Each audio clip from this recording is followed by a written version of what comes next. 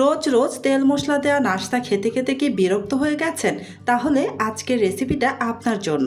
মাত্র সুজি দিয়ে তেল মশলা ছাড়াই তৈরি করে নিন দারুণ মজার ও স্বাস্থ্যকর একটি নাস্তা। দেখতে অনেকটা পিঠার মতো আর খেতেও ভীষণ সুস্বাদু। বাচ্চারা যদি একবার খেতে শুরু করে আর থামতেই চাইবে না। আপনারা চাইলে বাচ্চাদের টিফিনেও এই নাস্তাটা বানিয়ে দিতে পারেন। প্রথমে একটি বাটির মধ্যে মেজারমেন্ট কাপে মেপে 2 কাপ পরিমাণ সুজি আর সেই কাপে মেপে 1.5 কাপ পরিমাণ তরল দুধ দিয়ে দিলাম। দুধটা এখানে আমি নর্মাল ঠান্ডা দুধটাই ব্যবহার করেছি, গরম দুধ কিন্তু ব্যবহার করিনি। এবার নাড়াচাড়া করে এই সুজিটাকে ভালো করে দুধের সাথে মিশিয়ে নেব।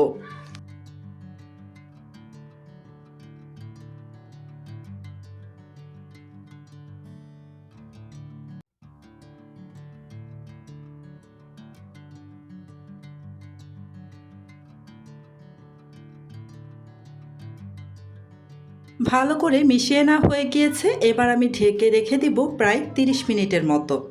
ফিরে আসছি 30 মিনিট পর। এই তো 30 মিনিট হয়ে গিয়েছে, আমি ঢাকাটা সরিয়ে নিয়েছি আর দেখতেই পাচ্ছেন সুজিটা কিন্তু খুব ভালোভাবে সফট হয়ে গেছে, মানে নরম হয়ে গেছে। আর দুধটাও কিন্তু শুষে নিয়েছে, একদম পাতলা হয়ে যায়নি। এই যে দেখতেই পাচ্ছেন। এবার আমি অন্য একটা বাটির মধ্যে 2টি ডিম ভেঙে নিয়ে নিব। এই ডিম দুটো কিন্তু ফ্রিজের ডিম নেওয়া যাবে না। যদি ফ্রিজে থাকে তাহলে ফ্রিজ থেকে প্রায় 30 মিনিট আগে ডিম দুটোকে বের করে রেখে দিতে হবে, তারপর 30 মিনিট পর ব্যবহার করতে পারবেন। আমি দুটো ডিম ভেঙে নিলাম আর এখানে দিয়ে দিচ্ছি 1 কাপ পরিমাণ চিনি। হাফ কাপ পরিমাণ এখানে তেল দিয়ে দিচ্ছি। আপনারা চাইলে কিন্তু একদম তেলটা স্কিপ করতে পারেন, কোনো সমস্যা নেই, একদম পারফেক্ট হবে। তো আমি তেলটা দিয়ে দিচ্ছি, আপনারা চাইলে কিন্তু বাদ দিয়ে দিবেন। তেল ছাড়াও কিন্তু খুবই সুন্দর হয়। তো এবার নাড়াচাড়া করে ভালো করে ডিম আর চিনি তেল একসাথে মিক্স করে নিচ্ছি। খুব ভালোভাবে কিন্তু মিক্স করে নিতে হবে যেন চিনিটা খুব ভালোভাবে গলে যায়। আমি আবারও আপনাদের বলে দিচ্ছি, এখানে কিন্তু একদমই তেল ছাড়া আপনারা বানাতে পারবেন। তেলটা স্কিপ করে তারপর ডিম আর চিনিটা খুব ভালোভাবে মিক্স করে নেবেন, তাহলেই হবে। এই যে আমি খুব ভালো করে কিন্তু মিক্স করে নিচ্ছি, যতক্ষণ পর্যন্ত চিনিটা না গলে এসেছে ততক্ষণ পর্যন্ত আমি মিক্স করে নিয়েছি। এবার একটি বড় পাত্রের মধ্যে আমি এই মিশ্রণটা ঢেলে নিচ্ছি।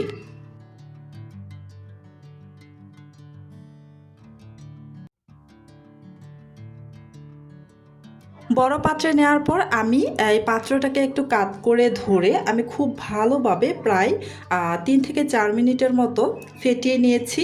খুব ভালো করে ফেটিয়ে নেবেন যতক্ষণ না পর্যন্ত একটা সাদা সাদা ভাব না চলে আসবে। 3 থেকে 4 মিনিটের মতো আমি টানা ফেটিয়ে নিয়ে তারপর এখানে এই যে সুজি আর দুধ দিয়ে যে ভিজিয়ে রেখেছিলাম সেই সুজিটা এখানে দিয়ে দিলাম। সম্পূর্ণটা দিয়ে দিচ্ছি।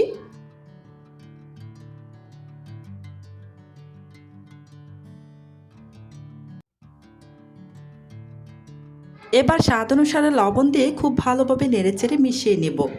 এই পর্যন্ত যারা যারা আমার ভিডিওটা দেখতেছেন প্লিজ আমার ভিডিওতে একটা লাইক দিয়ে দিবেন। আর আমার চ্যানেলটি যদি আগে থেকেই সাবস্ক্রাইব করে দেওয়া না থাকে প্লিজ আমার চ্যানেলটি সাবস্ক্রাইব করে পাশে থাকা বেল আইকনটি অন করে রাখবেন। এতে করে যখন আমি নতুন নতুন রেসিপির ভিডিও আপলোড করব তখন সাথে সাথেই আপনার ওখানে নোটিফিকেশন পৌঁছে যাবে। তো আমি খুব ভালোভাবে লবণটা দেওয়ার পর নেড়ে চেড়ে মিশিয়ে নিচ্ছি, খুব ভালো করে ফেটিয়ে নিচ্ছি যাতে সমস্ত কিছু একসাথে খুব ভালোভাবে মিক্স হয়ে যায়। খুব ভালোভাবে মিক্স করে নিতে হবে। তবে আপনারা চাইলে কিন্তু এ পর্যায়ে এই মিশ্রণটা ব্লেন্ড করে নিতে পারেন, সেক্ষেত্রে একটু বেশি সময় ধরে ফেটিয়ে নিতে হবে না। তো আমি কিন্তু বেশ কিছুক্ষণ সময় চামচের সাহায্যে ফেটিয়ে নিচ্ছি, এতে করেই হয়ে যাবে, আর ব্লেন্ড করে নেওয়ার দরকার পড়বে না। এবার এখানে আমি 1 চা চামচের মতো ভ্যানিলা এসেন্স দিয়ে দিলাম, সুন্দর একটা সুঘ্রাণ চলে আসবে। ভ্যানিলা এসেন্সটা দেওয়ার পর নাড়াচাড়া করে খুব ভালো করে আবারও মিশিয়ে নিচ্ছি।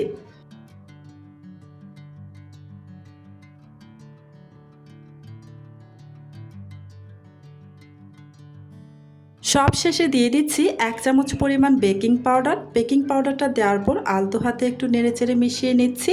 এই বেকিং পাউডারটা অবশ্যই সব শেষে ব্যবহার করতে হবে।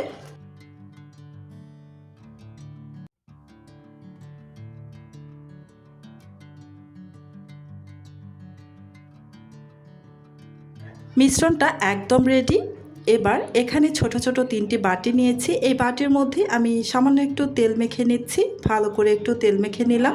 তো এবার এখানে আমি দিয়ে দিচ্ছি ছোট সাইজের একটি করে কাগজ আমি ছোট ছোট করে কেটে তারপর এই বাটির তলানিতে বসিয়ে দিলাম। এতে করে খুব সুন্দরভাবে এই কেক পিঠাটা কিন্তু উঠে আসবে, একদমই লেগে যাবে না, আটকে পড়বে না, খুব সহজেই উঠাতে পারবেন।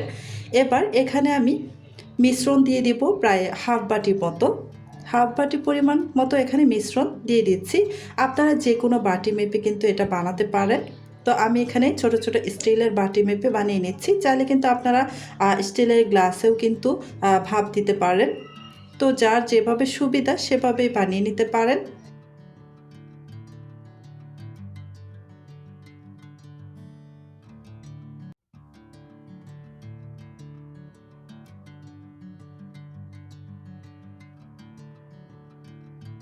মিশ্রণটা বাটির মধ্যে ঢেলে নেওয়া হয়ে গিয়েছে। এবার এই বাটিগুলো ধরে আমি হালকা করে একটু ড্যাব ড্যাব করে নেব।